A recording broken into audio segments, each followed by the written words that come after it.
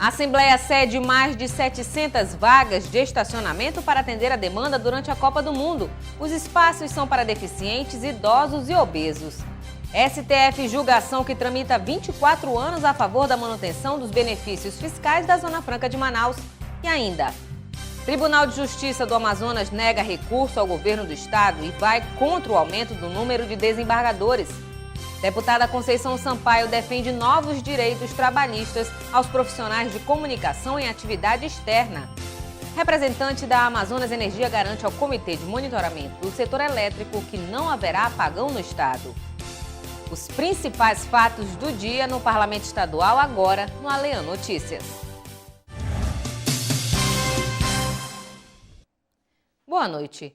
As mais de 700 vagas de estacionamento da Assembleia Legislativa do Amazonas deverão ser usadas durante a Copa do Mundo para atender pessoas com deficiência física, idosos e obesos.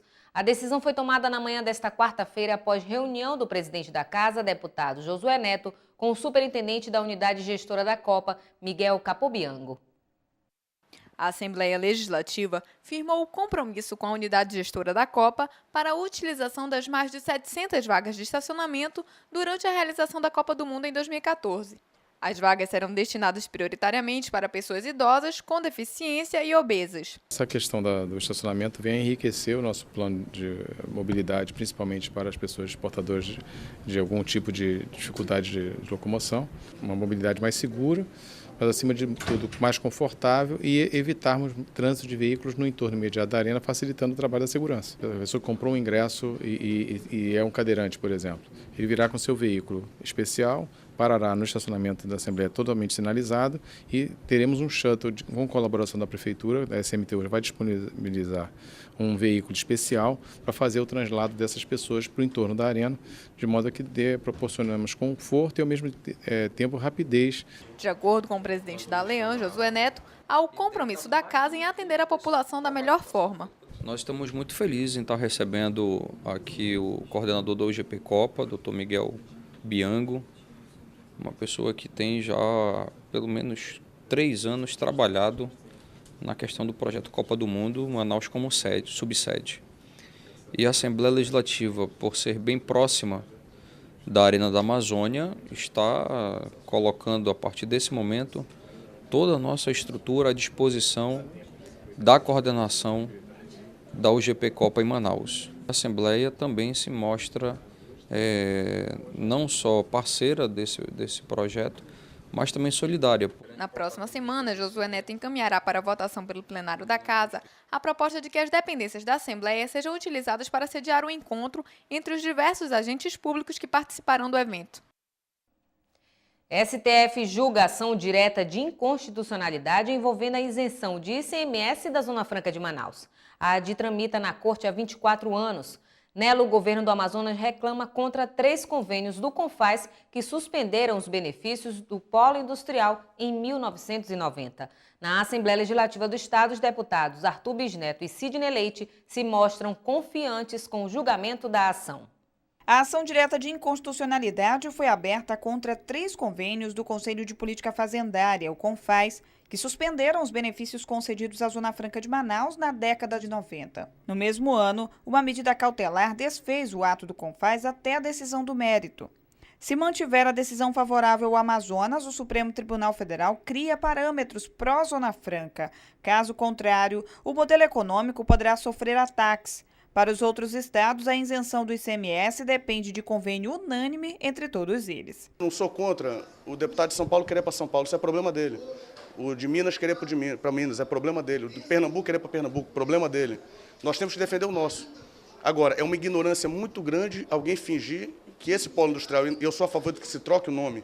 Zona Franca gera aquela coisa do vale tudo, que a gente burla lei, burla imposto, e não é verdade. Isso aqui é um polo industrial com vocação de exportação, um polo industrial que não é inserido na organização do comércio, não tem a abertura como a Terra del Fuego na Argentina. São 2 polos industriais de 2 regiões importantes, que não são parceiros diretos, por exemplo, do Mercosul, mas nós estamos sobrevivendo, crescendo, buscando excelência nos serviços e nos produtos que são fabricados aqui.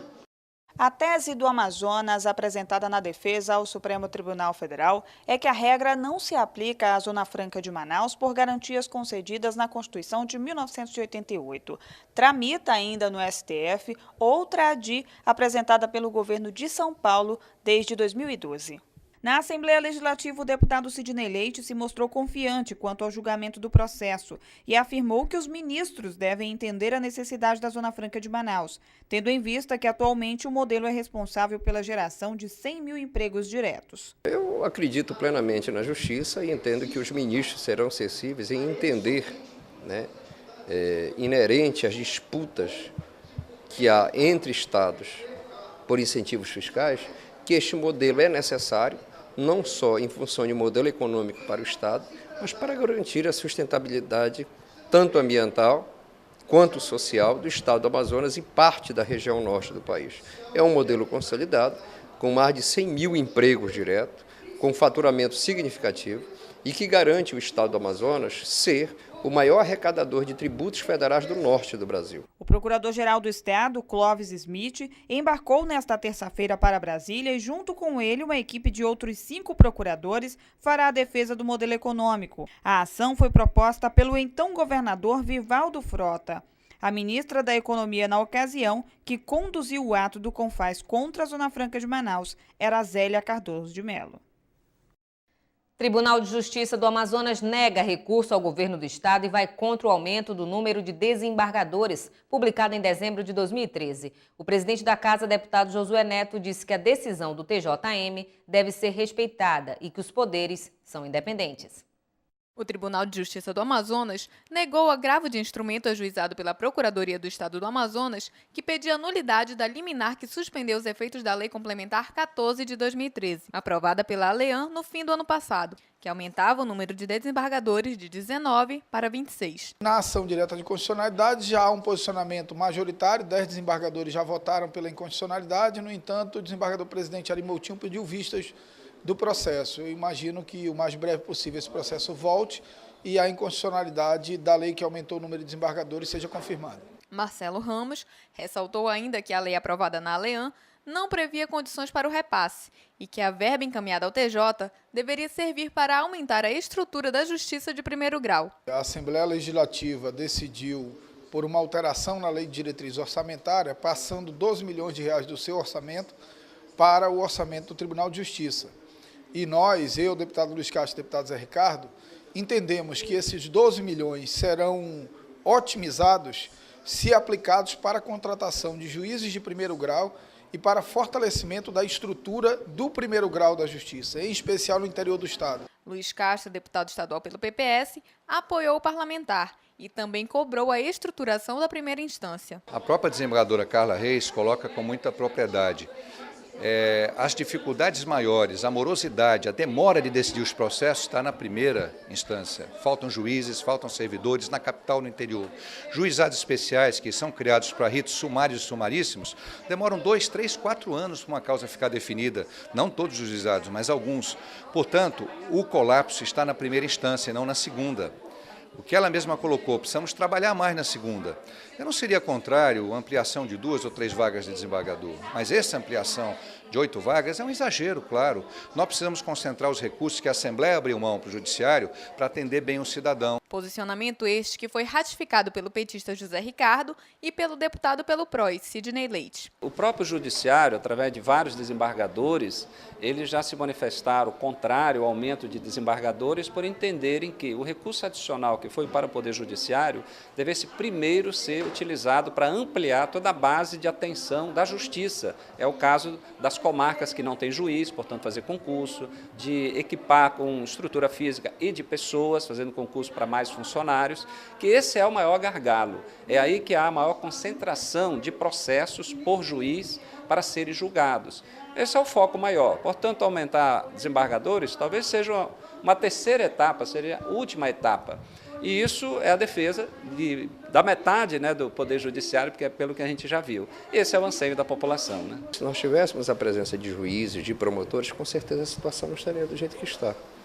E aí você tem várias falas de desembargadores, como, por exemplo, desembargadores que já se manifestaram, a sua preocupação, inclusive, de acontecer algum acidente em shopping, porque os juízes do interior ficam muito em Manaus. Você vê a fala de desembargadores que os processos não andam por ausência de juízes. E qual é a nossa preocupação? Nossa preocupação é que todas as vezes que o Poder Judiciário procurou esta casa para que eu pudesse aumentar a sua situação orçamentária, a Assembleia não titubeou em ajudar, seja no momento em que foi afirmado que iam se fechar mais de 30 comarcas no interior do Estado, seja no momento que precisava isso estruturar. E a gente não consegue ver o resultado disso na prática. Josué Neto, presidente da ALEAN, reforçou o posicionamento democrático da Casa em discutir o tema e falou também do compromisso assumido pelo presidente do Tribunal de Justiça, desembargador Ari Moutinho, que justificava a necessidade do repasse. Do repasse de 12 milhões. Então, vamos lá aos três principais objetivos, três principais necessidades do Tribunal de Justiça naquela época. Fora de ordem, não segue a ordem de prioridade. O aumento do número de desembargadores, aquilo ali foi feito de forma aberta, ele falou para todos os deputados que estavam na reunião. A realização de um novo concurso de juiz, que, pelo que eu sei, já houve, e ainda a melhora das estruturas das comarcas no interior. Então, naquela reunião, foi explicado pelo desembargador presidente, doutor Ari Moutinho, quais eram as necessidades do repasse. Eu não estou dizendo aqui que o repasse deve voltar para casa. Um outro processo de ação direta de inconstitucionalidade, que foi interposto pelos oposicionistas Marcelo Ramos, Luiz Castro e José Ricardo em novembro do ano passado, que contesta a regularidade da tramitação da lei, não foi julgada, por conta da ausência do presidente do tribunal, Ari Moutinho. Conceição Sampaio informou hoje que vai encaminhar à Câmara dos Deputados um requerimento pedindo celeridade na análise e votação de um projeto de lei de 2010, de autoria do deputado federal Marco Maia, do PT. A iniciativa propõe novas garantias trabalhistas aos profissionais de comunicação com a atuação externa, como fotógrafos e cinegrafistas. O projeto de lei está em tramitação no Congresso Nacional desde 2010. A matéria dá garantias trabalhistas àqueles que trabalham colocando a vida em risco para levar à população imagens do dia a dia, seja em âmbito político, cultural ou de relevância para o bem-estar das comunidades. São os repórteres fotográficos e cinematográficos. Em meio à morte do cinegrafista Santiago Andrade, que cobria uma manifestação no Rio de Janeiro, a deputada Conceição Sampaio relembrou no plenário Rui Araújo o projeto de lei de autoria do deputado federal Marcos Maia. A parlamentar informou que irá encaminhar à presidência da Câmara Federal um requerimento pedindo celeridade na análise e votação da matéria. A ideia é criar na legislação trabalhista condições especiais de trabalho e de aposentadoria para estes profissionais de comunicação. A gente sabe qual é o papel importante que a imprensa tem nesse processo de um fortalecimento maior da nossa democracia. Agora não dá mais para a gente perceber o risco que os profissionais da área de comunicação, os profissionais que cuidam dessas atividades externas principalmente, estão sofrendo. A morte do Santiago Andrade precisou acontecer, infelizmente, para a gente mais uma vez lembrar que esses profissionais colocam todos os dias a própria vida em risco. E é preciso criar uma legislação. A Câmara Federal ela precisa dar celeridade a tantos projetos que estão aí desde 2010. Esse é um projeto que está tramitando desde 2010, portanto, muito antes de ter acontecido esses ataques a vários profissionais da imprensa, como a morte do Santiago Andrade. Durante o discurso, Conceição Sampaio também lamentou a morte do ex-prefeito de Novo Airão, Leosvaldo Rossi, ocorrida na madrugada desta quarta-feira, dia 19. Você vai ver no próximo bloco. Representante da Amazonas Energia descarta a possibilidade de um apagão no estado. E mais, deputado Arthur Bisneto defende o projeto de galerias populares. Em casa, no carro ou no trabalho, você também pode acompanhar as atividades da Assembleia Legislativa através da Rádio Ali. Sintonize na FM 106,9 e não deixe de saber sobre projetos de lei, agendas e outros assuntos da Casa Legislativa Amazonense. Assembleia Legislativa do Amazonas, cuidando da nossa gente. As operadoras de telefonia assinam amanhã o termo de ajustamento de conduta. Hoje, os detalhes da TAC foram finalizados após reunião dos membros da CPI, representantes das empresas e do Sinditele Brasil.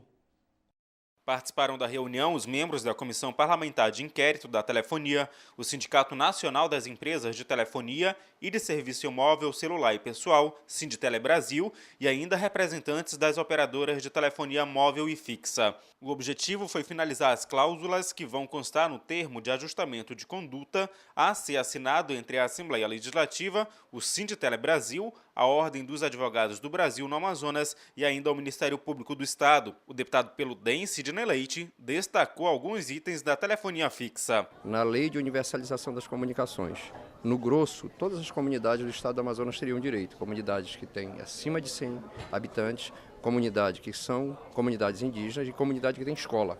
Mas isso na prática não acontece. O outro, quando um telefone der problema dessa natureza, que no máximo em 5 dias as operadoras teriam que ter resolvido o problema. E isso, tanto a Anatel quanto as operadoras informaram que eles têm um sistema, que eles têm contato direto para ter acesso a essa informação. Isso no dia de hoje não acontece. Inúmeros telefones estão quebrados no interior do estado e telefones públicos em que as operadoras bloqueiam para que possam receber chamada de telefone móvel. Ou seja, você só pode ligar de um fixo para um outro fixo. O parlamentar pelo PP, Adjuto Afonso, é relator da telefonia móvel. O parlamentar afirmou que a falta de antenas é uma das deficiências. Uma reunião entre os órgãos públicos também deve ser realizada para tentar flexibilizar as licenças ambientais para a instalação de antenas. Vamos também chamar aqui para que eles possam, de alguma forma, se a gente puder até intermediar isso aí, vamos fazer, para amanhã eles não dizer, as empresas não reclamarem que não estão cumprindo o TAC, porque os órgãos ambientais não estão também se disponibilizando. Então nós vamos também, antes do TAC, nós vamos ter uma reunião às 9 horas com a equipe da prefeitura, de outros órgãos, do bombeiro e tal, para ver a forma também de que eles não dificultem, para que depois eles não tenham medo de dizer que não foi cumprido porque não tiveram do poder público as licenças que eles necessitam. Já o deputado pelo PSB, Marcelo Ramos, destacou os itens que constam no TAC relacionados à internet. Eu registraria como fundamental a pactuação da troca da tecnologia da interligação das herbes, das antenas, em que muitas operadoras ainda utilizam via rádio, que causa muitas perdas e que no prazo determinado pelo TAC passarão a ser via cabo de fibra ótica, o que com certeza trará uma qualidade muito melhor para o serviço que chega ao cidadão. O presidente da CPI da Telefonia, deputado pelo PMDB Marcos Rota, avaliou os trabalhos feitos pela comissão até aqui. Um dos avanços foi a redução do ICMS cobrado pelo serviço de internet de 30% para 20%. Segundo Marcos Rota, a assinatura do TAC tem por finalidade melhorar os serviços prestados à população. Vamos fazer um mutirão de atendimento. É obrigação agora, através do termo de ajustamento de conduta, que elas promovam mutirões para resolver os problemas dos consumidores na capital e também no interior do estado. Elas vão divulgar isso, inclusive, nos veículos de comunicação do Estado do Amazonas. Nós conseguimos baratear a internet através das ações da Comissão Parlamentar de Inquérito. Nós estamos obrigando as empresas a melhorarem também a estrutura funcional, a tecnologia, mudarem a sua tecnologia. Nós estamos fazendo com que os orelhões do interior que estavam abandonados passem também agora a ter manutenção. Enfim, são muitos os ganhos aos consumidores. Será anexado ao TAC os investimentos previstos por parte de cada operadora. Uma subcomissão será criada no seio da Comissão de Defesa do Consumidor para acompanhar a aplicação desses recursos, além de ser gerado um relatório de 3 em 3 meses. Comitê de Monitoramento do Setor Elétrico da região metropolitana de Manaus realiza a primeira reunião do ano para discutir os avanços e os desafios do sistema no Amazonas. O representante da concessionária Amazonas Energia descartou a possibilidade de um apagão no estado. A possível crise no setor energético do Brasil voltou a ser discutida no cenário político atual. No início deste mês, o ministro de Minas e Energia, Edson Lobão, disse que o país possui risco zero em falha do sistema elétrico no Brasil. No Amazonas, membros do Comitê de Monitoramento que discute o assunto na região se reuniram para expor as questões energéticas do estado. De acordo com o representante da concessionária Amazonas Energia, o estado está seguro quanto a um provável blackout. Manaus já é autossuficiente, já desde 2010 para cá, não temos problema com suprimento de energia elétrica, tá? Então, o apagão, o risco de apagão ou a redução da oferta de energia para o resto do Brasil não atinge Manaus. Miquiles disse ainda que a concessionária vem investindo o valor de 3,5 bilhões de reais para o fortalecimento de energia, tanto na capital quanto no interior do estado. O certo é que a empresa vem desde 2009 implementando esse investimento aqui na capital amazonense, também na região metropolitana, estendendo também para o interior, com reforço de geração, com ampliação do programa Luz para Todos, com ampliação de rede urbana nas sedes municipais. Então, hoje a empresa está no momento, assim, no ápice do investimento, já em fase de conclusão. Além do avanço do sistema para o Amazonas, na reunião também foi debatida a suspensão dos principais programas e planos que a concessionária deveria iniciar o ano em execução. Mas, devido aos atrasos dos repasses do governo federal, os projetos foram frustrados, conforme relatou o deputado Marcelo Ramos. A empresa Eletrobras fechou o ano de 2013 apresentando um plano bastante ousado de investimentos para 2014.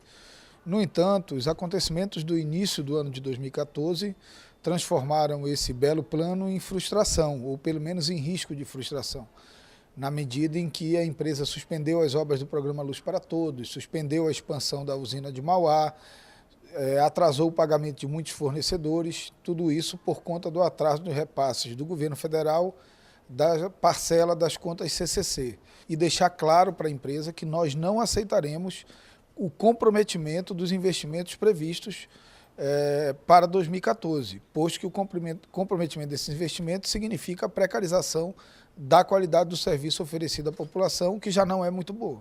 Diante dos questionamentos, os representantes da concessionária disseram que a empresa já iniciou o cronograma dos projetos para 2014, com a automação do sistema no Amazonas. A partir do centro de operação, que tem uma inteligência do sistema elétrico, tem diagnóstico das causas, nível de abrangência de possíveis desligamentos e necessidade de manutenção, a Eletrobras tem focado as ações de manutenção, começando pelos alimentadores que tiveram maiores reincidências e que a gente entende como de cargas prioritárias. O deputado Luiz Castro, que participou da reunião, cobrou a implementação do programa Luz para Todos do governo federal em todas as comunidades do interior do estado. No Amazonas nós temos mais de 4.000 comunidades que ainda não têm energia elétrica. São comunidades pequenas, isoladas, mas são as comunidades que mais necessitam do apoio das políticas públicas, sejam federais, estaduais ou municipais. Essa foi a primeira reunião do ano do Comitê de Monitoramento do Setor Elétrico da região metropolitana de Manaus na Assembleia Legislativa. O deputado Chico Preto voltou a criticar o reajuste de mais de 5% na tarifa de água em Manaus, aprovado pela Procuradoria-Geral da Prefeitura no início de fevereiro. O parlamentar também falou sobre a cobrança da tarifa de esgoto. O líder do PMN na Assembleia Legislativa, deputado Chico Preto, iniciou o pronunciamento afirmando que a aprovação do aumento na tarifa de água em Manaus demonstra a fragilidade dos gestores da cidade. Segundo o parlamentar, o atual contrato entre a empresa Manaus Ambiental e a Prefeitura precisa ser revisado. Todos nós sabemos que existe cobrança sem ter serviço de esgoto, todos nós sabemos que o contrato não é vinculado à eficiência, todos nós sabemos que o contrato carece de ajustes à luz da Lei Nacional de Saneamento Básico e nada disso acontece. Então, eu devo reconhecer, para minha tristeza e para a tristeza de muitos, que a empresa Manaus Ambiental ela é hábil, forte, contundente nos seus argumentos e consegue, ano após ano, gestão após gestão, amordaçar e algemar no sentido de garantir que nada aconteça nos ajustes, que eu falei, com os ajustes que são necessários a isso, as providências, as correções que precisam ser feitas nesse contrato. De acordo com Chico Preto, há falhas no contrato com a concessionária, como a ilegalidade da cobrança da tarifa de esgoto, onde não há rede de esgoto e que não vincula o reajuste ao cumprimento de metas. O deputado disse ainda que a tarifa cobrada no estado é a mais cara na região norte. Essa tarifa é no norte talvez a tarifa mais cara. Outras cidades, outros estados têm tarifas bem menores, veja, com condições geográficas, econômicas, muito parecidas com a cidade de Manaus. A Rondônia, aqui ao lado, Pará, aqui ao lado, tem, no caso da tarifa de esgoto, uma tarifa de esgoto, aqui Rondônia, se não me engano, é de 40%, Pará 60% e Manaus é 100%, R$1 de água, R$1 de esgoto. Isso tudo precisa ser discutido com muita contundência, mas com muita responsabilidade. O deputado pelo PPS, Luiz Castro, afirmou que uma audiência com o prefeito de Manaus pode ser agendada para discutir o assunto. Eu acho que nós não podemos, e concordo com o deputado Chico Preto, aceitar uma tarifa de esgoto plena, sem que tenhamos a discussão da tarifa social e da questão do ciclo completo do beneficiamento, ou seja, do saneamento, da limpeza dos dejetos. Nós precisamos ter esse todo. E é esse diálogo que nós vamos procurar com o prefeito Arthur e tenho certeza que ele está aberto a esse diálogo e que nós vamos chegar a um bom entendimento. O reajuste da tarifa de água, aprovado pela Procuradoria-Geral da Prefeitura de Manaus, foi de 5,52%. E um grupo de camelôs prometeu resistir à ação da Prefeitura de Manaus de transferir a categoria para as galerias populares no centro da cidade. O deputado Arthur Bisneto defendeu o projeto e disse que o problema histórico de reordenamento na área central será resolvido. De um universo de 637 camelôs já cadastrados pela Prefeitura atuando no centro de Manaus, aproximadamente 100 é contra a medida que pretende realocá-los para os chamados camelódromos. O grupo alega que os locais designados pelo Executivo não têm estrutura adequada, que terão prejuízos e irão resistir à transferência. O deputado Arthur Bisneto, líder do PSDB na casa, lamentou a atitude dos camelôs. Na opinião do parlamentar, o projeto chega para começar a resolver um problema histórico na capital, a falta de ordenamento urbano, principalmente no centro da cidade. Na primeira parte da medida, os vendedores ambulantes que atuam na Praça da Matriz, Eduardo Ribeiro e Avenida 7 de Setembro serão remanejados para galerias provisórias, enquanto as obras nos espaços definitivos não ficam prontas. Arthur Bisneto afirmou que existem empresários que exploram os vendedores ambulantes e parabenizou quem já aderiu ao programa do Executivo. Compreendem que, muito melhor do que enfrentar sol e chuva, muito melhor do que viverem, passarem o dia na dependência da boa vontade do tempo, é sair da informalidade e buscar, sim, o direito à aposentadoria, buscar contribuir com a sua pequena colaboração com seus impostos recolhidos na formalidade. E essa pequena minoria, senhor presidente, não representa a massa.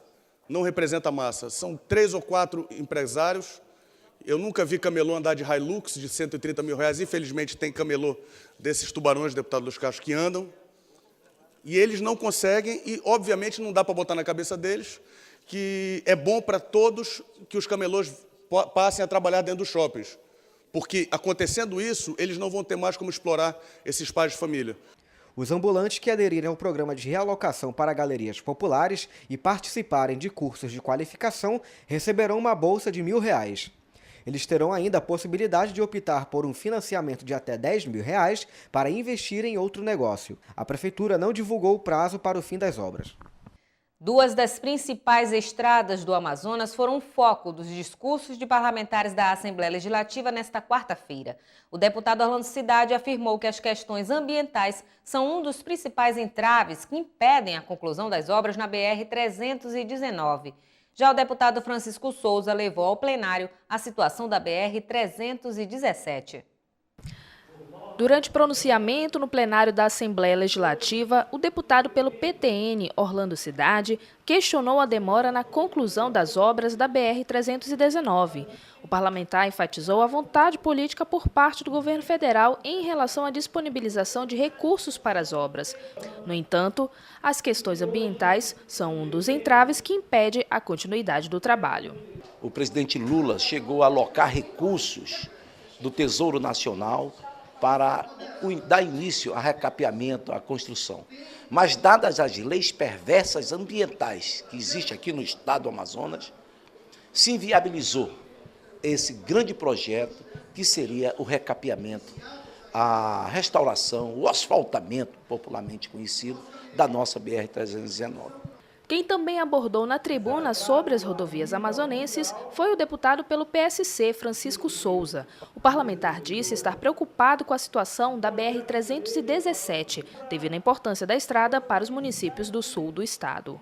É de grande importância economicamente, social, Porque quantas pessoas morrem mensalmente do estado do Amazonas, principalmente de Boca do Acre, de Pauini, buscando recurso na saúde por terra, depende da BR-317.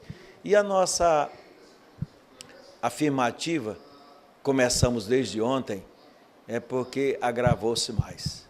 De acordo com o parlamentar, trecho da BR-317 foi interditado essa semana devido ao alagamento causado pelas chuvas. Deputado Francisco Souza assina requerimento que pede a instalação da CPI da pedofilia e deputado Cabo Maciel cobra o programa Luz para Todos em reservas indígenas de Itacoatiara. Veja no resumo de notícias. Os deputados Sinésio Campos e Luiz Castro destacaram em plenário a preocupação em relação à instauração da Comissão Parlamentar de Inquérito da Pedofilia na Casa Legislativa. Já o deputado Francisco Souza, que ainda não tinha assinado o requerimento que solicita a instalação da CPI, assinou o documento nesta quarta-feira e destacou a importância da comissão. O Poder Legislativo do Estado do Amazonas é contra a pedofilia, é contra todo o mal que venha atingir a família, a criança e o adolescente. Deputado Cabo Maciel cobrou da direção do programa Luz para Todos no Amazonas a implantação do benefício nas reservas indígenas e nas ilhas situadas ao longo do rio Urubu, no município de Itacoatiara, distante 176 quilômetros de Manaus. Deputada Conceição Sampaio recebeu visita de membros da diretoria da Associação de Surdos de Manaus e reiterou apoio na realização da programação comemorativa dos 25 anos da instituição. A programação inclui atividades esportivas e audiência pública na Assembleia, com autoridades e gestores para debaterem políticas públicas voltadas para essas pessoas. Aproximadamente 100 alunos da Escola Estadual Tiradentes, localizada no bairro de Petrópolis, zona sul de Manaus, visitaram a Assembleia Legislativa na manhã desta quarta-feira. A iniciativa faz parte do projeto Conhecendo o Legislativo, que promove visitações de estudantes às dependências da casa, onde recebem palestras sobre consciência política e conhecem a rotina do órgão. Durante a sessão plenária, o deputado José Ricardo destacou que faltam poucos dias para o desfile das escolas de samba e o sambódromo continua interditado pela Justiça por falta de estrutura que garanta segurança para a realização de eventos de grande porte. A interdição do espaço foi requerida em 2012 pelo Ministério Público do Amazonas. E vamos agora à nossa agenda parlamentar. Dia 20. CPI da telefonia presidida pelo deputado Marcos Rota realiza reunião às 9 horas da manhã no mini plenário Bete Azizi. E mais, deputado Chico Preto, presidente da Comissão de Obras, Patrimônio e Serviços Públicos, realiza coletiva de imprensa às 8h30 da manhã no mini plenário Natanael Bento Rodrigues. E veja agora o que foi destaque no Alenhão Notícias de hoje. A Assembleia cede mais de 700 vagas de estacionamento para atender a demanda durante a Copa do Mundo a deficientes, idosos e obesos. Deputada Conceição Sampaio defende novos direitos trabalhistas aos profissionais de comunicação em atividade externa. Representante da Amazonas Energia garante ao Comitê de Monitoramento do Setor Elétrico que não haverá apagão no estado. E nós ficamos por aqui. Mais informações sobre a atuação parlamentar, acesse o site www.ali.am.gov.br. Esta edição também estará disponível no YouTube no canal Alenhão. Uma ótima noite para você e até amanhã.